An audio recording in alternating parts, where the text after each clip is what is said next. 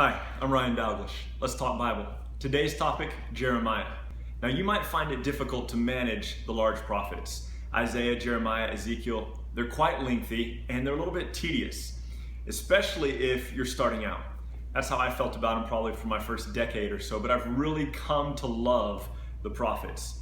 Now Jeremiah though itself presents an interesting problem. Jeremiah is out of order. I don't mean to say that Jeremiah is not in its correct spot in the Bible. That is true.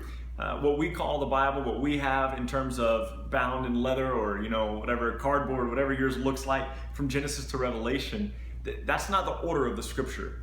And so when you're reading the Bible, that might create a little bit of confusion, but that's not what we're talking about today. What I'm talking about today is that Jeremiah itself, the 52 chapters that comprise the book of Jeremiah, are not in the correct order. Now, there are a couple of different theories as to why this is. Some people theorize that Jeremiah himself didn't compile the book of Jeremiah, that it was pieced together by a lot of different people who heard his teachings and his prophecies, and they put them together. Other thoughts are that we took all the different pieces of Jeremiah we had, the different scrolls, and then we kind of pieced it together. Whatever reason, it is important for us to understand that the book of Jeremiah isn't in its correct order. In other words, if you're reading chapters 1 through 52, you're not getting the best sense of the book. That would be like downloading a book to your iPhone and then instead of listening to it straight through, you hit shuffle and you're listening to the chapters in random order. How do we know that Jeremiah isn't in order?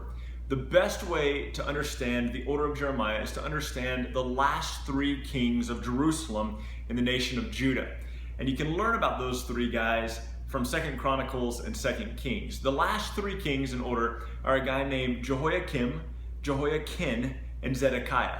Jehoiakim is going to be king for 11 years. Jehoiakim is going to be king for 3 months. And Zedekiah is going to be a king for 11 years. So Jehoiakim, 11 years. Jehoiakim, 3 months. And Zedekiah, 11 years. Now, in this time, King Nebuchadnezzar is going to come and attack Jerusalem. In the very first year of his reign, he's going to come and attack Jerusalem. That's going to be in the third or fourth year of the reign of Jehoiakim. And then he's going to come and he's going to attack Jerusalem again after Jehoiakim has been a king for 3 months. And then he's going to come and ultimately destroy Jerusalem. Beginning in his 9th year, he's going to begin to attack, in the 9th year of King Zedekiah, Nebuchadnezzar is going to attack Jerusalem. He's going to attack it for about 1.5 years. And then Jerusalem will be destroyed and the people of God will be taken into captivity in Babylon. You don't have to remember all that. If you can remember the three kings, all right, that I've mentioned, I just pointed over here. I don't even know if I'm going to add the names in over here yet, but I either did add them or I didn't, and now you can have a good laugh about it. But here's what we need to know, all right? Here's what matters. When we're reading the text, a lot of times Jeremiah will kind of, at the beginning of a chapter or halfway through a chapter, say, this occurs in the 4th year of the reign of Zedekiah. This occurs in the 1st year of the reign of Jehoiakim. And he dates for us his oracles. He dates for us his prophecies. And that's how we can know that the book of Jeremiah is out of order. For example, chapter 32 of Jeremiah occurs in the 10th year of the reign of Zedekiah, about 6 months before Jerusalem's destroyed. But 4 chapters later, in chapter 36, you're talking about the 4th year of the reign of Jehoiakim. That's 17 years earlier. So even though chapter 32 chronologically occurs 4 chapters before 36, in the timeline in history, chapter 32 actually occurs 17 years after chapter 36. There's a huge gap there. And so what I want to do today is give you a tentative order of Jeremiah so that when you're reading through it, it'll make a little more sense to you. It won't feel so disconnected and maybe disjointed.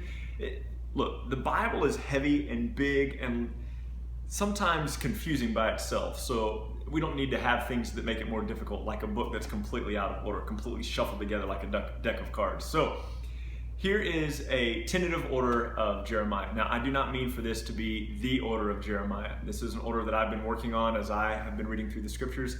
You can go and you can look this up online. You're going to find different orders, okay? But this is where I am right now in my study. And even though this isn't intended to be the end all or the answer to the order of Jeremiah, it's at least a start. The first 20 chapters of Jeremiah, you're okay reading straight through, partly because there aren't any dates given in the first 20 chapters.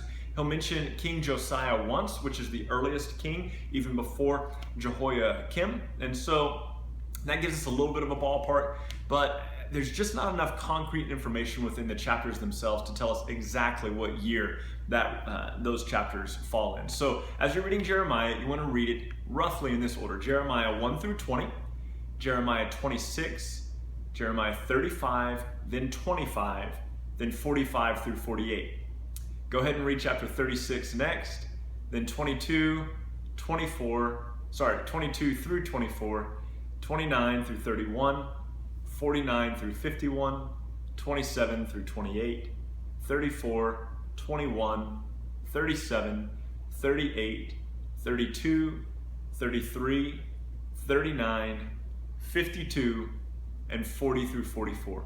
If you read Jeremiah in that order, it will make a little more sense for you. You'll find the timeline fits together more neatly, and you'll be able to understand a little bit better what's going on. So chronologically, Jeremiah is going to end in chapter 44.